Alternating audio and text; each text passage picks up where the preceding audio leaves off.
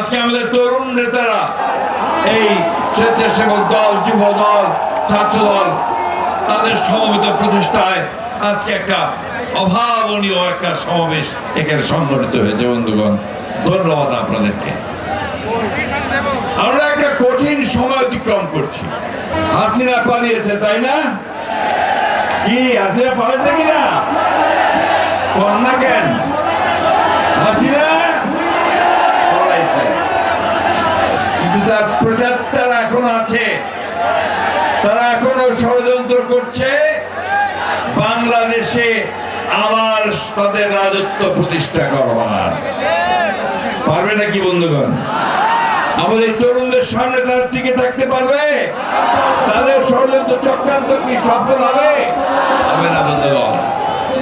দুর্ভাগ্য আমাদের যে আমরা যাদেরকে দায়িত্ব দিয়েছি আমাদের এই দেশকে একটি গণতান্ত্রিক ব্যবস্থা ফিরিয়ে নিয়ে যেতে, তারা ঠিক সঠিকভাবে সেই কাজটা এখনো করতে পারছেন না। বাংলাদেশের মানুষকে জিম্মি করে কারো স্বার্থ, কোন গোষ্ঠীর স্বার্থ আদায় করা সম্ভব হবে না। কারো যদি কোনো তাদের নিজস্ব কর্মসূচি থাকে, তাদের ভাবনা থাকে, দর্শন থাকে দেশকে নিয়ে, তাদেরকে জনগণের কাছে যেতে হবে।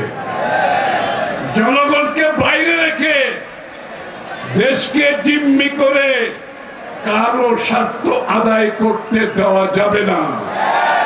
যাবে যাবে যাবে